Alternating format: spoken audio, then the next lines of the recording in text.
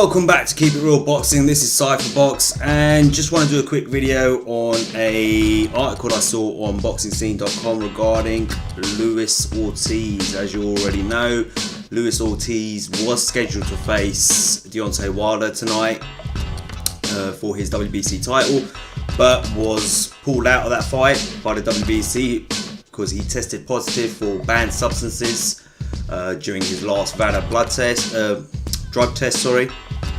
Now, he was taking high blood pressure medication, as we all know. I'm not going to go through the whole story.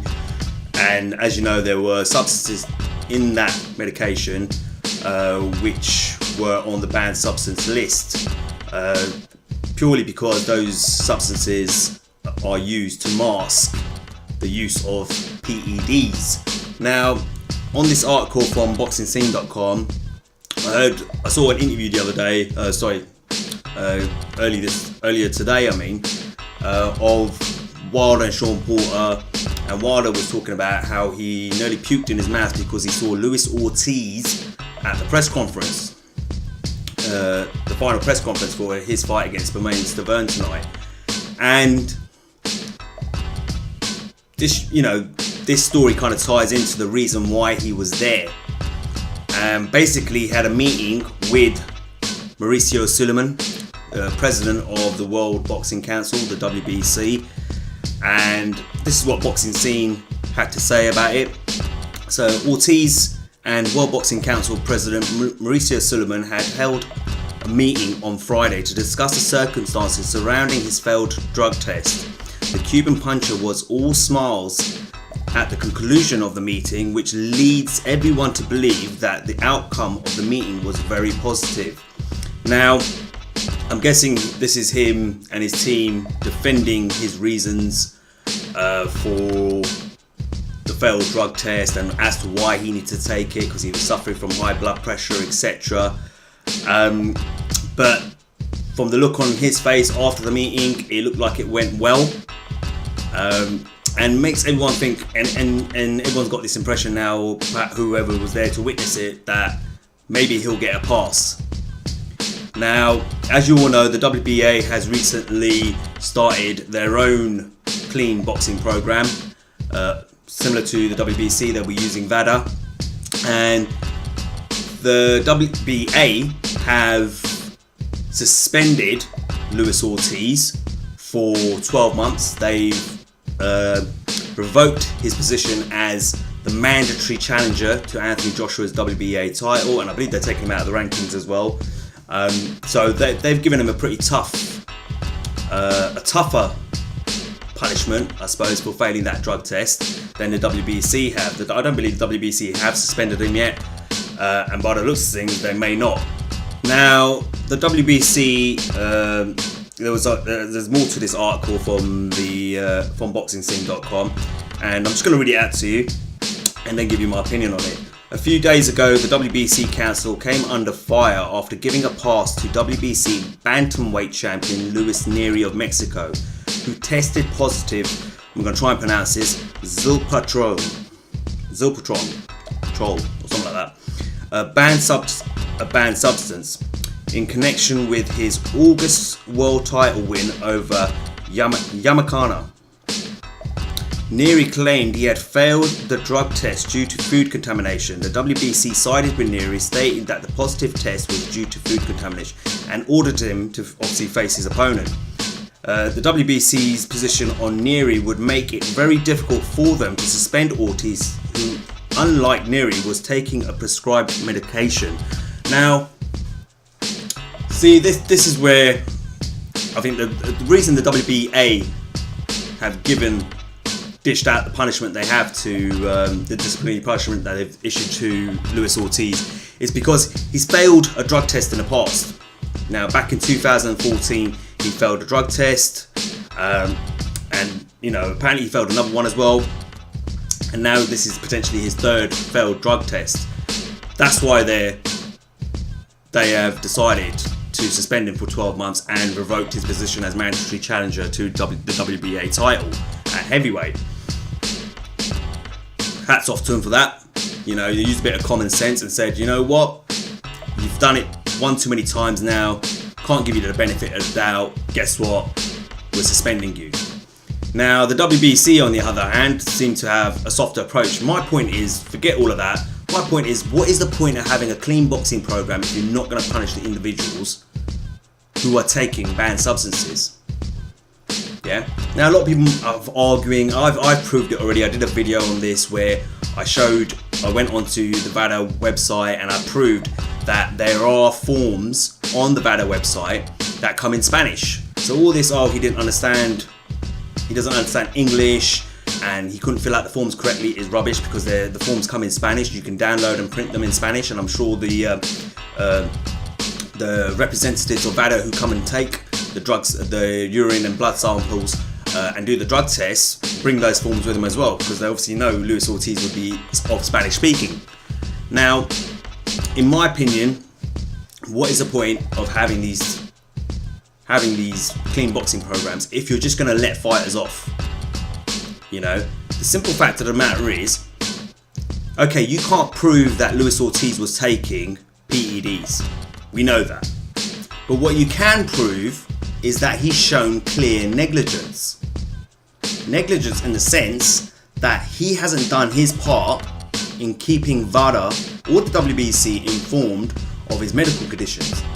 Now, I'm sorry, if you're suffering from high blood pressure, which that doctor of Luis Ortiz from the Florida State Athletics Commission said that it's a life-threatening condition, those were his words. Go on my Instagram page, find the video and you can watch it. I did it on a few videos ago as well. I put it up. You can have a look down my lists, on my playlists, right? That's what he said. It's a life-threatening condition, hypertension. Okay, so end of the day, as a responsible individual, you would have to tell the WBC and Vada and say, hey, I've got this condition. You know what I mean? I've got to take these tablets for it. That's what my doctors are telling me. Here's all the information, etc., etc. You can talk to my doctors. You know what? Give me that form. Boom, boom, boom. You write it down in the form, and you declare that you're taking this medication. He didn't do that. He tried to hide it.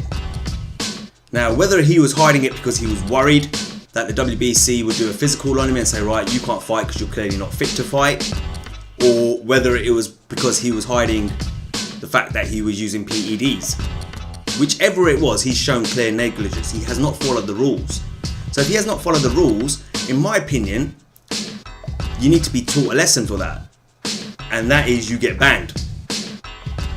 Now, I don't know if they're worried, the WBC, that Luis Ortiz will take him to court or whatever because of this case with Neary and the bantamweight who tested positive, and he claimed it was contaminated food he'd eaten, and they gave him a pass and they agreed with him on that. And because Luis Ortiz can say, well, it was a medical condition, etc., etc., so you need to give me a pass as well, like you did that guy, and they're worried about that there being some sort of comeback legally, against them if they choose to ban Luis Ortiz. My point is, why the hell have you got a clean boxing program then? You might just throw it in the bin, because it doesn't mean anything if you're going to let fighters off. And all this food contamination stuff needs to stop as well. Okay, now, how many times have you heard of a Mexican fighter claiming he's tested positive because of food contamination? It's happened a lot over the last few years. I think Lucas Brown claimed the same thing as well when he was out in Russia, or etc. That it was down to food when he beat Chagiev for the WBA regular title at heavyweight.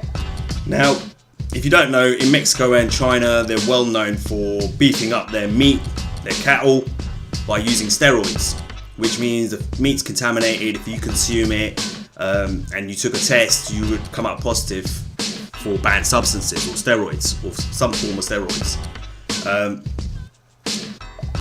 In my opinion, how many times can you keep allowing that to happen, or allowing that to be an excuse because that certain person lives in a certain region in the world?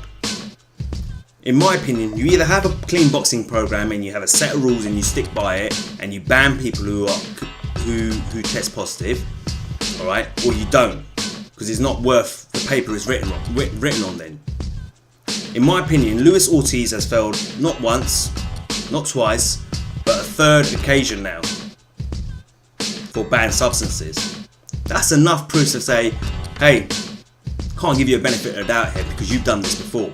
So unfortunately, we're going to ban you for 12 months or whatever. Personally, I think if they do let Ortiz off, and if they continue letting any fighter off the way they're doing the WBC, there's no point in having that Vada clean boxing program. It's a waste of time, you know. And even though the WBA have been a little bit tougher with Luis Ortiz, in my opinion, I think 12 months is too little.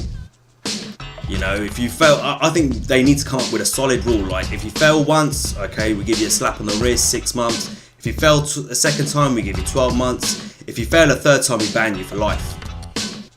That's how I see it.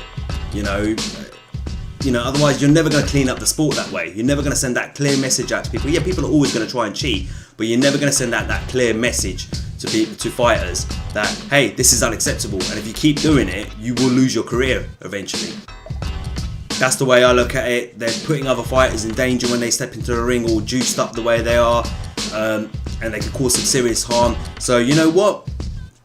You kind of need to seriously deal with these individuals. And in my opinion, I'm hoping that the WBC does the right thing and don't give him the pass. But according to boxingscene.com here, you know, it seems like it looks like the meeting went well, which means he was all smiles, which means he may get a pass. Anyway, that's my take on this whole situation. I don't know how much truth there is to it. We'll have to wait and see if any more news comes out. If the WBC, you know, make any official statements, etc., or Ortiz's team. But you know, that's my take on it. Let me know what you think. Do you agree with me? Do you disagree? If you do disagree, you know, please explain why. As always, guys, like, share, and subscribe. Until next time, this is Cypherbox reminding you to keep it real.